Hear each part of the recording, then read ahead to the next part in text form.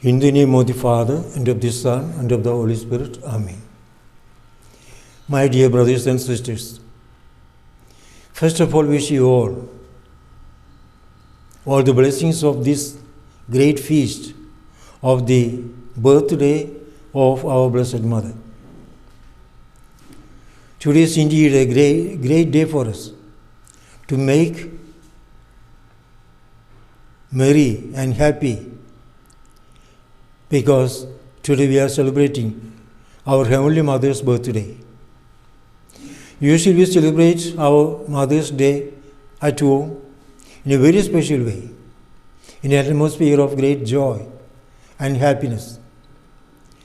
But we see the actual birthday of a person. When we think deeply, especially from the spiritual aspect, there is nothing much to be celebrated or to make merry, to be happy. Because every human being is born into this world under the burden of sin. When one is born, he is a slave of Satan and of sin. And he is caught up in the darkness of the evil. So there is no much cause for joy in the natural birth of a child. Perhaps maybe we could do it on the baptism day. On that day, the child is reborn, or actually born, with a new life that is given from above. The life that will last forever. Whereas this life which we get from this our physical body, that is not going to last long, and that is not actually so much cause of great joy. But when we come into the case of Our Lady, our Blessed Mother, she was born a great saint. She had the fullness of sanctity, the fullness of the spiritual life in her, because she was conceived immaculate. At the very moment, inception of her life in the womb of her mother, she was made immaculate, freed from every stain of original sin. Even for a split of a second, she has not been under the sin. So that was the fullness of holiness, fullness of grace, which was showered on her. And so, on her birthday, we need really to make celebrations, joyful celebrations, because on this birthday, the birthday of our Blessed Mother, the whole heaven rejoiced. The whole world, so to say, got the cause of joy. Our Lady is often called cause of our joy. So on this day, as we celebrate the Nativity, the birth of Our Lady, we need to rejoice, to make merry, and to thank the Lord. Mary could be said, or as the saints have already said several times, several saints have said, she is the most beautiful soul God ever created. Mary's soul is the most beautiful soul God ever created. And she excels everybody, every other creature. And she is excelled only by God. After God, she is the most excellent creature, all pure and all holy. It is said the divine grace descended upon her, not in drops, but in a heavy torrent. From heaven, grace was poured onto her, lavishly. And the grace that was showered on her, she did not lose, so to say, even a drop. All the water that fell on her in torrents, she gathered in her as a fleece. When the rain falls on a fleece, it absorbs the whole water.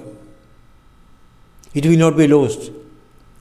So also the grace that was showered on Mary was fully absorbed by her, and she did not allow even a drop to miss or to be futile. In the book of Ecclesiastes we say, "My abode is in the fullness of saints." My abode is in the fullness of saints. This sentence is very meaningfully attributed to Blessed Mother. It is in the fullness of the saints that her abode is established. That means above the fullness of the sanctity of the saints, her abode is established. Mary surpassed all the other saints even before her birth. That is a very wonderful saying.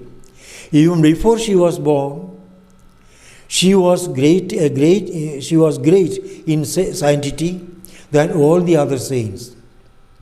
You know the reason? That she was exempt from the original sin. She was not under sin anymore, and consequently she was filled with grace, and she was so full of grace. And that is why the saints, without any hesitation, say, Our Lady, her sanctity surpassed all the other saints even before her birth. And this great theologian, especially in Marian theology, the Suarez, the great theologian, he would say, she surpassed the sanctity of the saints and angels put together. That is again a greater honor given to Our Lady. All the sanctity of all the saints and of all the saints, all the angels and saints, when they are put together, still it will not equal the greatness of the sanctity which Our Lady had when she was born. And when Suarez said this opinion, of course there was much dispute, discussions and so on, and it was approved and agreed, accepted in the church, that she far excelled every other saint and all the sanctity of all the saints put together. And it is said, Our Lady herself thanked Suarez for defending this thesis, this opinion. So this was so pleasing to Our Lady herself. Why this so much grace? This grace was given to her for two special reasons. We shall just see just one of them. One main reason, great reason, why she is given this great privilege. It is that she was destined to be the mother of God, the mother of the Son of God, to be born as human being. You know, Jesus was destined to be man, to be born as a man. And when this was destined by God, definitely He also destined a woman who is going to be the mother of the Son of God, made man. Even in the Garden of Eden we see that already this woman is chosen, and she is already predestined in the mind of God. That is why God says, I will put enmity between you and her, between your son and her son. So this Redeemer, who is going to crush the head of the Satan, and his mother are already predestined by God. And when He has predestined, God has predestined a person for a particular purpose, for a particular goal or a particular mission. God endows with him with sufficient grace that will make him capable of doing it, or the gifts that are needed for that. And here, Our Lady was a woman chosen by God, destined to be the mother of the promised Messiah. And so, a great graces were showered upon her. And she was being prepared by God Himself in a very particular way, with special care, to be the mother of the Son of God. So that is the reason why she is given such a great privilege, why she is given so much special favor. Actually, before becoming mother of Jesus, she had to be prepared for this mission, for becoming mother of God. And when we say the angel appears and calls her full of grace, this full of grace means she was given the grace that was needed for this mission fully, completely, without any deficit. She was given all the privileges. She was given all the dispositions. She was given all the power to be the mother of the promised Messiah. The Psalms 87 says, "The foundation of this city of God is laid on the summit of the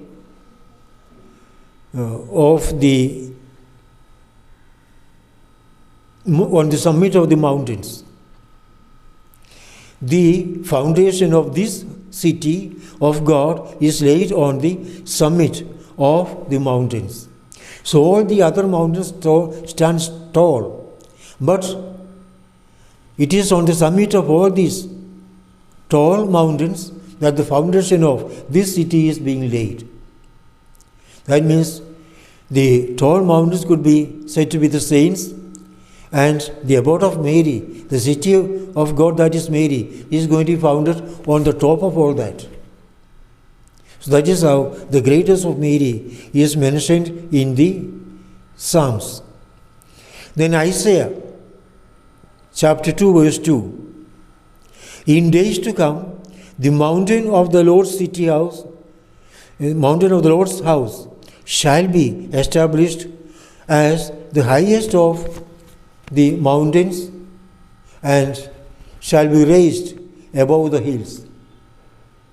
So it should be the highest of all the mountains, and it shall be raised above all the mountains.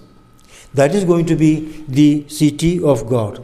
The Lord's house shall be established as the highest of the mountains, and shall be raised above the hills. So the special status Our Lady has in God's plan, how He was so much generous in raising her up before all the others. That is the greatness of Mary. And she is also called the cypress of Mount Zion. So all this beautiful poetic imagination applied to Our Lady. The cypress of Mount Zion, the cedar of Lebanon, the olive tree that is most fair, all these are exclaiming how beautiful she is, how wonderful she is, and what a marvelous work she is of God. And then, chosen as the Son. There's again another great wonderful imagination. She is chosen as the Son. And what is the peculiarity of the Son? When the Sun appears, it has the most splendid and most powerful rays of light. And that in the light of this Sun, all these stars disappear. So also, when Our Lady is appeared, or when Our Lady is seen, The saints are as if nothing, because her sanctity, her holiness, her splendor is so great and so high. Now, let us just come to a conclusion of this. Let us see. Our Lady was chosen by God to be the Mother of God. And so she is the Mother of all the human beings redeemed by the Son of God. And she goes on interceding for us all. And all the graces are showered on us through her, through Mary. So Mary is the channel through which the grace is showered, the grace is abundantly poured in a torrent on the human race.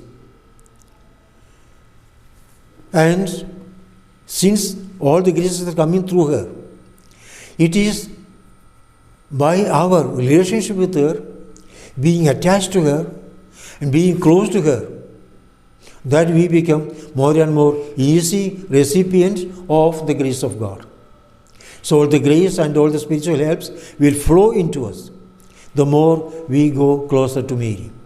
The relationship with Mary is to be the measure of the amount of sanctity, grace, and God's help will be flowing into us. In the Bible, in the book of Judith, we see an example. Holofernes wanted to attack the city of Bethulia. And what he did for this was, the Bethulia city was built on a high mountain. And so they could not easily approach it and attack it. So they were almost on the point of departing or going back from the effort. But then somebody instructed him this way: you know, this city built on that top of the mountain gets water supply only from this fountain through this aqueduct. If we can destroy this aqueduct, they will be denied water, and in the top of the mountain they will not get water, and then they will have to yield, they will have to surrender. And that cruel man, Holofernes, made arrangements, asked so many thousands of soldiers to keep watch, alert around the fountains, and to destroy the aqueduct that was taking the water to the city. So thus they were deprived of water, living water. So this is the trick the devil is playing on us. When he wants to destroy any soul, one of the tricks that we play is this: cut the relationship with Mary, because it is through her all the graces are flowing to us. So when this connection is broken down, when this aqueduct is broken down, then there is no more supply of water, no more supply of graces, and the destruction of their soul is sure. So my dear brothers and sisters, should let us in a very special way rejoice and be happy, because our Heavenly Mother is with us. She is the source of all grace, and she is the summit and sum total of all the sanctity, we may say. So, being closer and closer to her, we can draw more and more divine graces, not in drops, but even as in a torrent, and we can bathe ourselves fully in the divine grace and grow, become really happy, joyful, and holy in the presence of God. Wish you all once again, the feast of the birthday of our Blessed Heavenly Mother. In the name of the Father, and of the Son, and of the Holy Spirit. Amen.